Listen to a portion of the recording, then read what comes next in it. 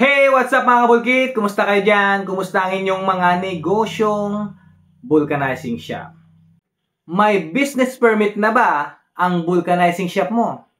Kung wala pa, abay, tapusin mo ang bidyong ito dahil meron akong 3 tips na kung saan benepisyo kung ang negosyo mong vulcanizing shop ay rehistrado.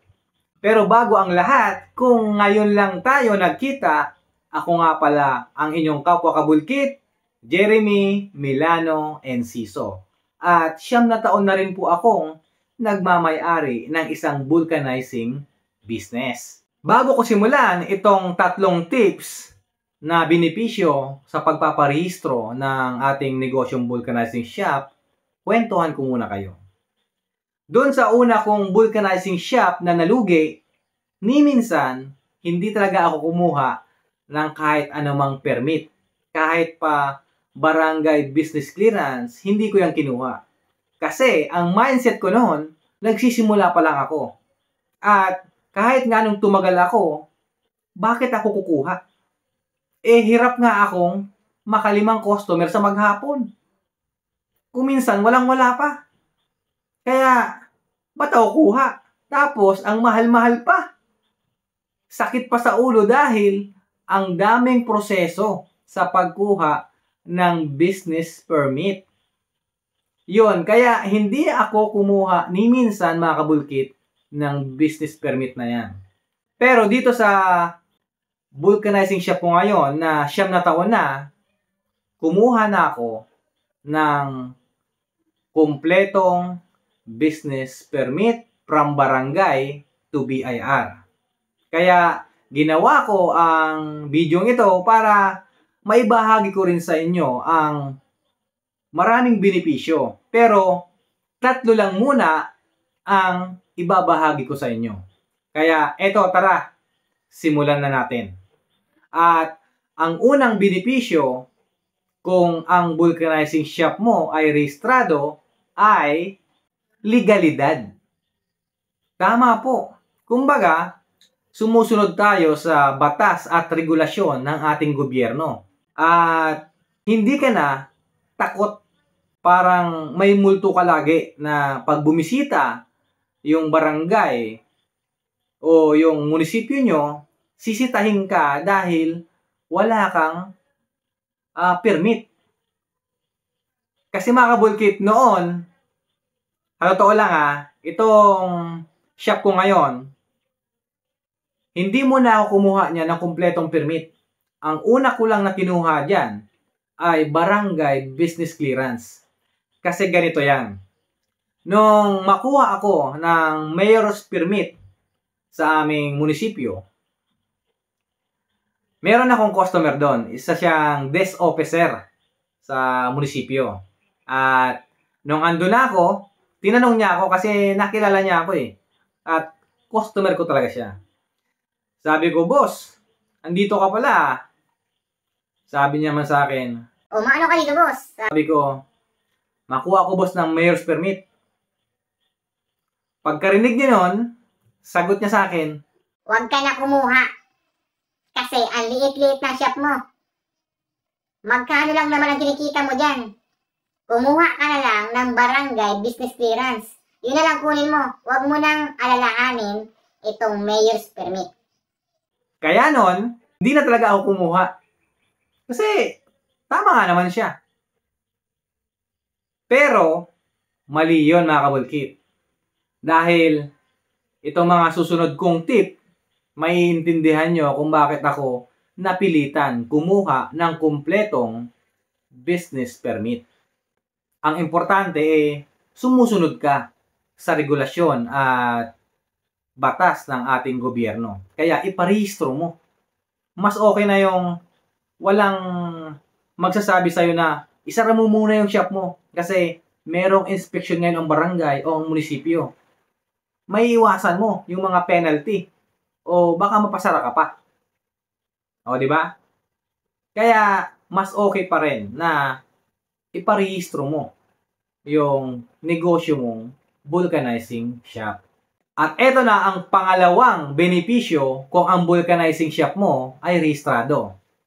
Yun ay pagtitiwalaan ka. Kasi, mga kabulkita, noong 2015, nung magsimula nga ako ng aking vulcanizing business, sabi ko nga sa inyo, barangay business clearance lang ang kinuha ko. Ngayon, maraming mga ahente ng mga gulong, langis, at kung ano-ano pa na paninda na related sa negosyo natin ang pumupunta sa shop ko. Ay, nabot, deadline ako kaya po. Ay, nabot, sumama ka po, dinugulog niya ako, pre. Direct. Ngayon, ang sagot ko naman, boss, wala po akong puhunan.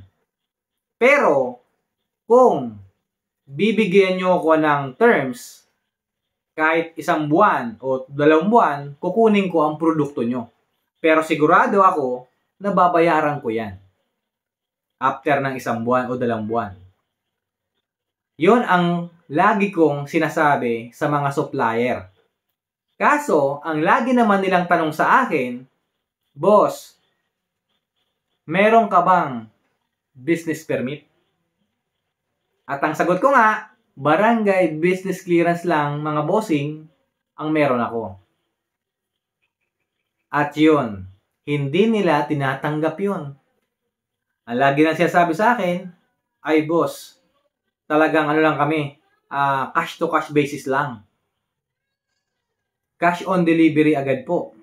Mababa po ang presyo namin kumpara sa iba. Ganun lang ang mga birada nila. Pero ayaw nila akong bigyan ng payment terms.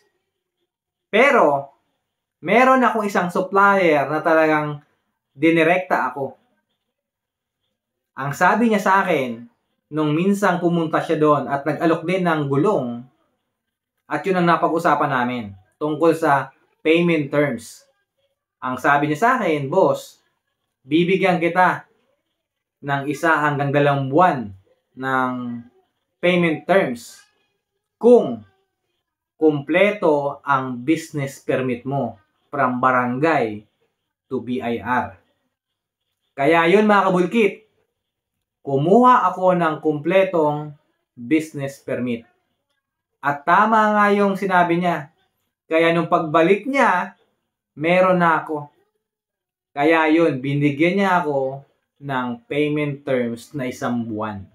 Iniiwan niya yung mga gulong at after 1 month, babalik siya para singilin ako. Napakalaking bentahe para sa atin. Kasi, isipin nyo naman, wala kang nilabas na puhunan. Ang kailangan mo lang lupitan, ibenta ng ibenta yung mga gulong para after 1 month, may pambayad ka na. 'Di ba? Parang laway lang at pwesto lang ang puhunan mo. Ganon ang ginawa ko kaya naging mabilis ang aking cash flow at lalong nadagdagan ang mga pambenta ko. Kaya kung hindi ko ginawa yung sinabi niya na kumpletuhin yung aking business permit, malamang sa malamang hanggang ngayon nasa barangay business clearance pa rin ang aking pinangahawakan na papel. Kaya ito ang number 2 naging benepisyo sa akin sa negosyo kong vulcanizing shop. At ang pangatlong benepisyo kung ang vulcanizing shop mo ay rehistrado ay makakatulong tayo na lalong mapayaman ang mga kurap na nasa gobyerno. Joke lang yun mga kabigita. Joke lang yan. Siyempre, makakatulong tayo sa gobyerno para mapataas ang koleksyon ng buwis at magamit yon sa mga proyektong makakatulong sa ating mga mamamayan. At siyempre, sa ikauunlad ng ating bansa. Basta yon, mas okay pa rin yun na mag-rehistro tayo. Kasi, kumbaga, kumikita naman tayo, kumikita rin ang ating gobyerno, kahit medyo, alam nyo na, madami dyan mga crocodile. Pero ayahan lang natin yon. Bahala sila sa buhay nila. Ang importante, sumusunod din tayo sa pulisiya ng ating gobyerno. Hayaan na lang natin yon. Ang isipin na lang natin, yung binabayad natin buwis sa pagkuha ng permit, babalik din sa atin sa ibang paraan. At may bonus akong tips kung bakit may benepisyo ang pagkuha mo ng kumpletong permit para sa negosyo mong vulcanizing shop. Meron na ba kayong bank account? Alam nyo ba yung checking o current account? O ang alam nyo lang savings account? Alam nyo ba mga kabulkit na hindi kayo makakapagbukas o magkakaroon ng checking o current account kung wala kayong kumpletong business permit? Maganda na meron tayong kumpletong business permit kasi requirements yon ng bangko para makapagbukas ka ng isang checking account o current account. Pero hindi ko muna isasagad ang paliwanagan dahil medyo mahabang paliwanagan ito mga kabulkit. Tingin ko baka hindi nyo maintindihan ang sinasabi ko. Kaya sa ibang vlog ko na lang ito tatalakayin at ipapaliwanag sa inyo. Basta, importante ito. Kung gusto nyong mangutang, sa bangko kayo. Kasi doon sigurado mababa ang ibibigay sa inyong porsyento. Kung sakali man na ang negosyo nyo kailangan ng mangutang. Okay mga kabulkit? Magandang topic to sa susunod. Kaya abangan nyo itong ibablog ko. Kaya mga kabulkit, kung wala pa kayong community na sinasalihan, iniimbitahan ko kayo sa binuo kong grupo na Vulcanizing Group of the Philippines na kung saan ginawa ko para makatulong sa ating lahat na vulcanizing owner, nangangarap na magkaroon ng sariling vulcanizing shop, may planong magtayo ng sariling vulcanizing shop. Basta, ginawa ko ito para makatulong sa lahat na may negosyong vulcanizing business. At gusto ko mag-share din kayo ng kaalaman dyan sa grupo natin. Kasi marami tayo dyan kapwa kabulkit na nag-share din ng kaalaman tungkol sa skill na to. Kung tungkol sa negosyong ganito. Na alam ko, tayo-tayo lang din ang magkakaintindihan. Kasi naniniwala ako na ang vulcanizing business ay magandang negosyo. Kasi ito ay nagbibigay serbisyo sa tao. At ayaw ko na may naluluging vulcanizing shop. At shout out nga pala, Bitoy's Tubeless Vulcanizing Shop ni Madam Caroline Baldonado Policar. Dahil siya po ay muling umorder ng 2 set ng panikwat at isang vulcanizing machine.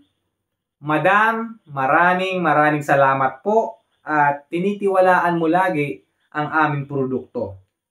Sa inyo mga kabulkit, kung hanap nyo ng malupit na panikwat na hindi nababaluktot, i-PM nyo lang ako. At doon sa mga naka-order na ng panikwat, kapag bumaluktot yan, i-message nyo lang ako dahil papalitan ko yan o ibabalik ko ang binayad nyo. Muli, ang inyong kabulkit ay mag-iiwan ng kung ayaw mong mahirapan, madumihan, mainitan o pagpawisan, hindi para sa'yo ang negosyong to. Bye-bye mga kabulkit! Thank you!